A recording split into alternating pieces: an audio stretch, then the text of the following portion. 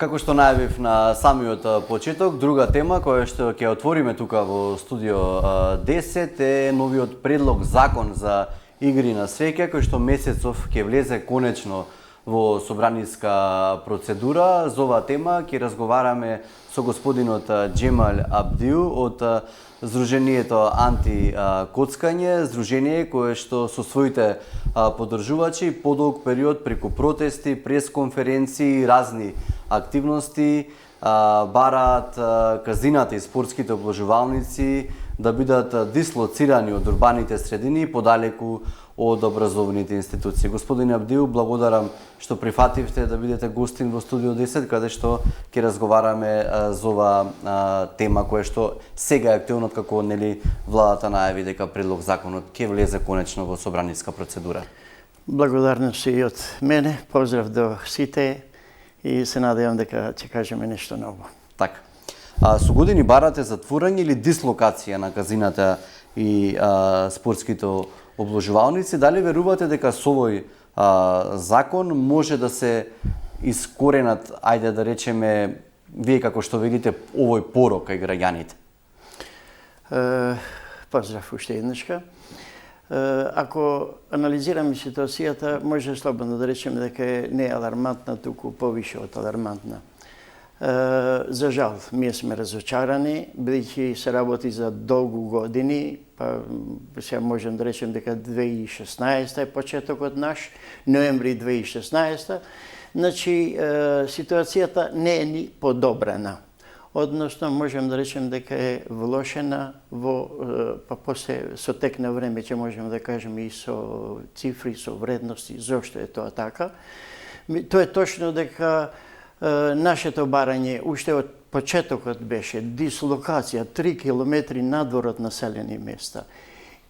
Подалеку, односно тие 3 километри и од институции, дали се од јавен или од нејавен карактер, и многу битно ни беше тогаш, мислим, пред да се случи убиството, значи и 3 километри далеку од верските објекти. Што значи?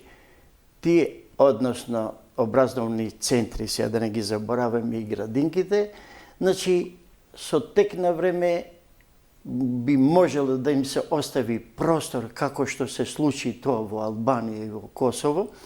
За жал, ние сме едина организација која се бори, односно води битка за против овој порок и после убиството што се случи во Визбек, тогаш не дека е нешто сменето, меѓутоа ние од тогаш бараме затварање по секоја цена како што се затворија во Албанија и во Косово, бидејќи ние долго време работиме, долго време водиме битка, додека во Косово и во Албанија за кратко време се затворија. Индустријата тврди дека со овие мерки, еве и со овој предлог закон кој што помина владина процедура сега ќе биде во собраниска, илјадници луѓе ќе останат без работа. Па ова е зачудувачки, ова е фактот. Ова е пред малку што реков, ние ќе кажеме и со вредности. Ако го земеме почетокот, тогаш се зборуваше дека се работи за 5 до 6 хиляди вработени, меѓутоа сега се зборува за 10 хиляди, можда и више, така тие кажуваат. И ова е еден податок што може комотно или не ни треба многу голема анализа да направиме дека нешто се случило во овој период. Значи, бројот на вработени е зголемен, за да се зголеми бројот на вработени се зголемило и бројот на тие објекти на игри на среќа. Меѓутоа, ако земеме пример, на почетокот, значи, ние баравме дислокација. Со дислокација на тие објекти ќе се дислоцира, односно ќе иде и тие вработени што беа. Меѓутоа, со состојбата што, односно и новината што имавме во Албанија и во Косово, ниеден вработен што беше во тие објекти на игри на среќа не остана невработен. Значи, се реорганизира и секој си најде свое ново работно место. Да речеме, обезбедување, ако бил во еден објект, тој пак станал обезбедување во некое училиште.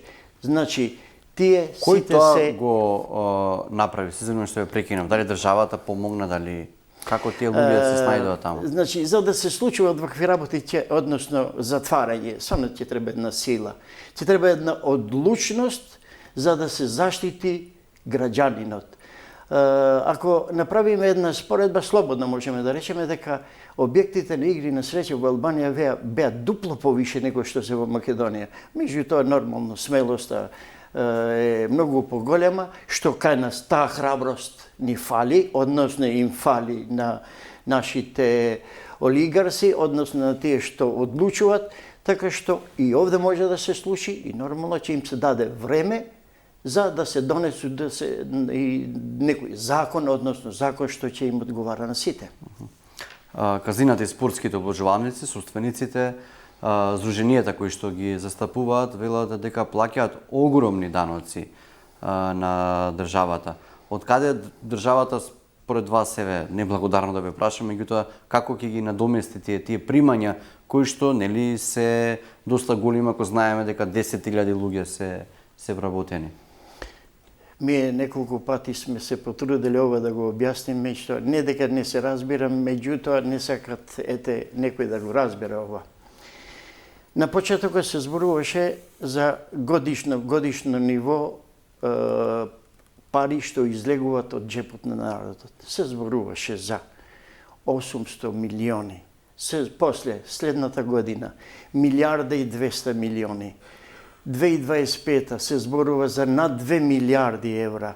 Значи, што значи, со ова што сакам да кажам, со зголемување на бројот се зголемува и кражбата легална, условно речено спрема нив, кражба од народот. Меѓутоа, малку по-логично или здраво да размислиме, од каде излегуваат тие пари? Од каде, значи, некој дали, бидејќи често тие спомнуваат дека е ова индустрија, и што ние никогаш нема да се согласиме дека ова не може да биде индустрија, се знае терминот без разлика што јас не сум економиста, меѓутоа се знае што значи економија, нешто да произведуваш. Овде што се случува? Кражба перманентна на народот во овие тешки моменти, во тешка економска криза и стварно ќе треба да се размисли здраво. Од каде излегуваат тие пари? Значи, милиарди евра излегуваат парите од народот. И уште полошо.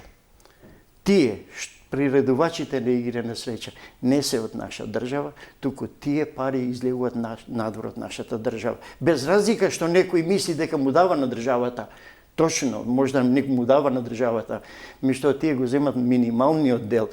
Предпоставуваме ние дека најголемиот дел го зема индивидот или група што ги бранат тие приредувачите на игри на среќа. Така, велите нели во вашите излагања практично коцката уништува семејство. Имате ли конкретни податоци колку луѓето во Македонија се зависни од овие игри на среќа?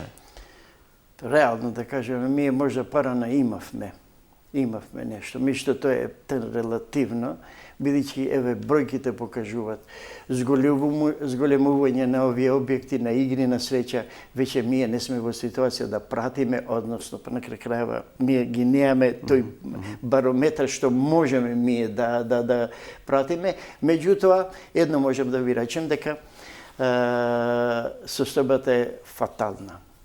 Трагедии во многу семејства, ние самите сме... Имате ли примери такви? Имаме примери, имаме многу што...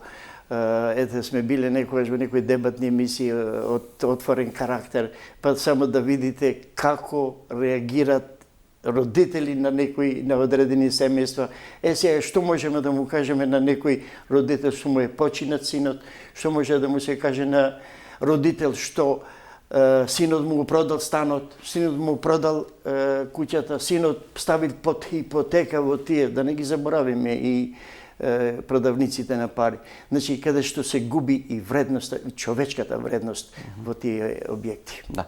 Ако казината спортските обложувалници се дислоцираат 500 метри од образовните институции, како што нели предлага овој предлог закон за игри на среќа, дали тоа реално ќе спречи млад човек да влезе во овие објекти? Според вас? Според нас, ваков предлог долго време го има. Ние сме Да, скептични. овие 500 метри 10 години веќе така, 10 години, да. да не мисли дека фактички поблиску до решавање на проблемот ние бевме 2024-та, 2024-та. Се може да сгрешим со бидејќи многу години поминале. Бевме многу поблиски и фактички овие 500 метри веќе се кружат, се движат веќе 10 години. Што сакам се ова да кажам? Дека више ова стана некако рутина, стана политички проблем, односно сезонски проблем, нивен, кога на некој му требат гласови, еден глас повише, излегуваат тие 500 метри. Меѓутоа, ние би го поздравиле и тој чекор. Сметаме дека ќе биде добар прв чекор, меѓутоа дека ќе го реши проблемот, не. Тој веќе парцијално решење, а ние не сме никој за парцијални решења. Подобро е затварање и тогаш донеси закон што стварно да се знае каде ќе биде сместени овие. Имавте вие 3 километри надвор од урбаните средини, чинам, како предлог ваш. Да. Да, и уште ми стоиме на тоа. Без разлика што е тоа затварање, бидејќи тоа се случи во времето кога имавме 2 убиства, барањето за нивна затварање. Бидејќи едно убиство се случи во Косово, истата вече се затворија. Истата вече се собра потитно, значи пратениците и донесоа закон утре дента да ги нема. За жалов дека нас не може да се случи. Значи се прашуваме колку убиства треба да се случат. Тие 500 метри, многу тешко е, бидејќи 500 метри е сега. И уште нешто треба да објаснам овде, бидејќи тие не ни објасниле во предлогот. Дали е тоа од воздушна линија или е земјана. Ова е многу битно. Бидејќи ако идеме воздушна линија, сега колку толку можеме да речеме дека ќе го поздравиме како добар или прв чекор. Меѓутоа, ако идеме по патишта како што ја не можеме да се снајдем овде, место да направим 500 метри, ја направив 1000 метри да стигнем до кај вас. Така што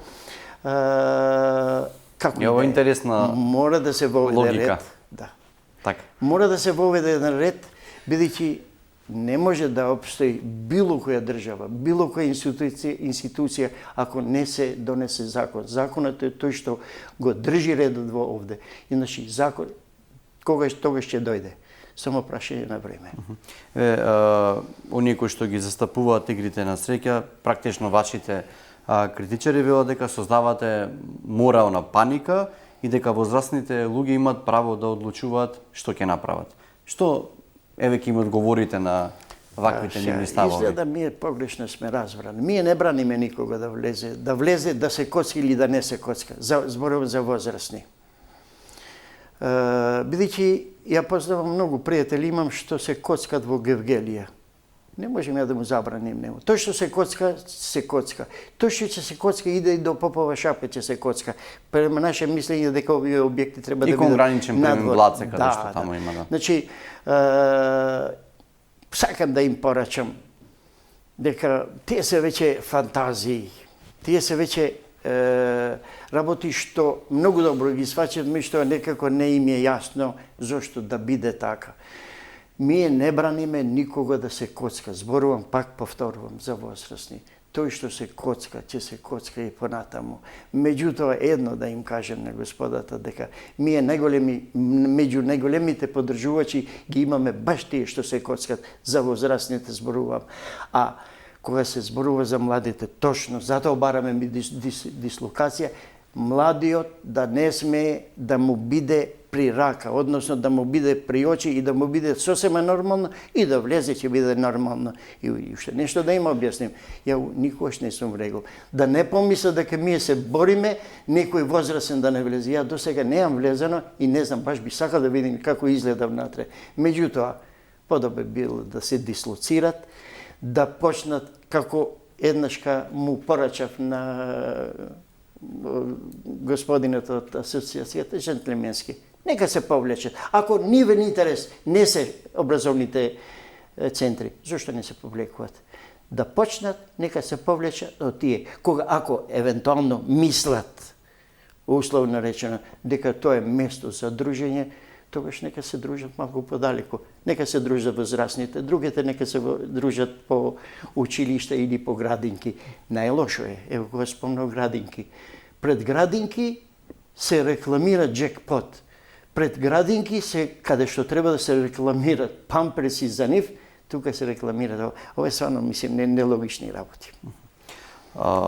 Велите дека секогаш партиите пред избори за глас повеќе ги споменуваат овие 500 метри, меѓутоа тука ќе ве прашам, имате ваши информации, дали можеби државата подолг период била многу блиска со овие предпријатија кои што ги организираат игри на среќа, па поради тоа можеве се одолжува овој предлог закон за игри на среќа. Имавте такви ставови, така? Не, имаме и продолжуваме да имаме ние. Сега, да не речем државата, меѓутоа индивиди што може да одлучуваат. Кога би немале некој што ги поддржува, јас сум сигурен, односно ние од движењето сме сигурни дека тие не можеле овие 10 години да опстојат, односно би се дислоцирале по секоја цена. И заради тоа, и не само од натре, тие има поддржувачи и од надвор. Ево, ше, веќе не е тука. Ти го спомнем австријскиот амбасадор кој отиде, фактички, ние бевме најголеми критичари, него бидејќи тој отворено побара да не се гласа законот. Тогаш во ако не грешам, 2024. Значи, кога би немале поддржувачи, кога би немале олигарси кои некој ги штити, ние сме сигурни дека тие не би постоеле. Односно, па и ова да не заборам да кажем.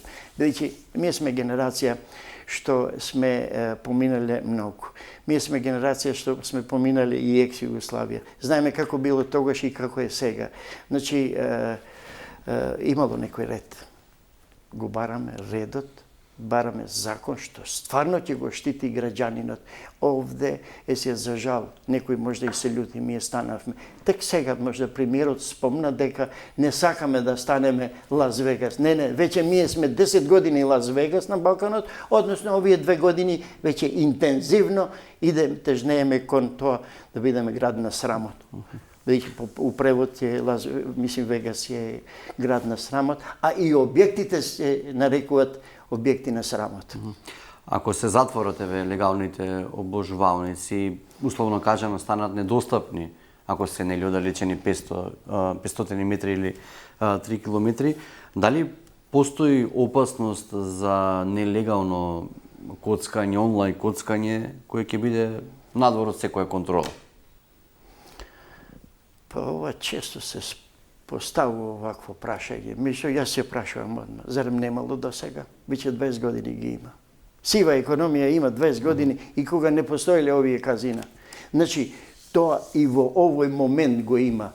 Сега, според некои информации што ги има у Тетово преполно со објекти што нелегални објекти во овој момент, додека не се дислоцирани. Значи, али едно треба да кажеме дека ние сме движење антикоцкање. Ние не носиме закони. Закон треба да носи некој друг. И за тие нелегални објекти треба да води сметка некој друг, а не движење антикоцкање. Се некој да не мисли ние дека сме супермени и сега ќе ги решиме сите проблеми на државата. Ние реагираме и нудиме решение што е најбитно. И се извинувам, значи, се навраќам на прашањето малку порано што ми се постави. Тешко на таа држава што ќе опстои од коцкање. Ние сме били у многу поголема држава, али сме опстојали од нешто друго, од работа. Само тоа може да не брани и да не штити. Односно, да можеме да имаме еден достоен живот, а не да бидеме човечки срам по тие објекти. Нормално е, тешката ситуација чини своје, ние можеме да сватиме. Некои се замисли кога ги гледа тие джекпотови по милиони, не знам, не ги разбирам, тие се големи цифри. Значи, не знам некој дали ќе може да биде рамнодушен, што сметам дека тие се и нереални тие вредности. Така. Еве, како ќе бидат вашите чекори доколку еве помине предлог законот за игри на среќа, дали ќе го поздравите или пак ќе барате од властите уште поголеми контроли, па еве и како што велите затварање на овие објекти каде што се приредуваат игри на среќа, кои што вие ги нарекуваат игри на несреќа, мислам. Несреќа. Игри, стварно игри на несреќа. Некој бара среќа стварно каде што нема среќа. Играат тие што сакат да пошливат да видим како може да се игра. После игра за да ќе ги изгуби парите, па да ги врати тие пари и така се влегува во тој триаголник, безизлезен триаголник со многу големи трагедии. Меѓутоа, да се навратиме овде. Ја и на почеток реков дека ние ќе го поздравиме чекорот, ако евентуално биде. Скептични сме. Меѓутоа има од албанската позиција, македонската опозиција, албански има поддршка. Предпоставувам дека или пак и претходно се добивале ваква поддршка, Ние секогаш сме имале поддршка, меѓу кога требало да се гласа, многу добро се хармонизираат политичките субјекти. Меѓутоа, само ова да го кажам, ние ќе продолжиме со битката. Кога иде, овие ќе треба да се дислоцираат. За жал, само во Македонија го има. Производствени објекти се надвор од градот, коцкарски објекти се во центарот на градовите. Не само Тетово, па ние ми Скопје, идејќи навам, па овде во близина на вашиот објект. Значи, ние ќе продолжиме до конечно затварање, односно нивна дислокација по секоја цена. Би го поздравиле како прв чекор дека нешто ќе се движи 2025 да спомнам, 2024. Требаше, ако најверојатно, ќе се сетите дека екс-председателот Стево Пендаровски рече дека ако се собират 55 гласови, ја овде уколо ќе потпишем, што се случи.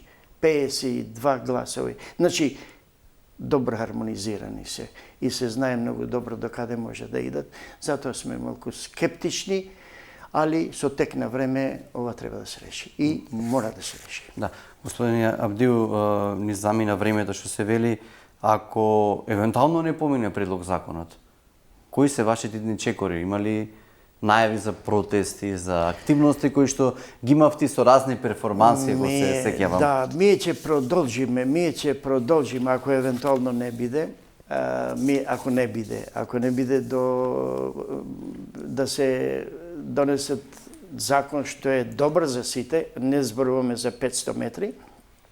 Меѓутоа, ние нормално ќе продолжиме со активности.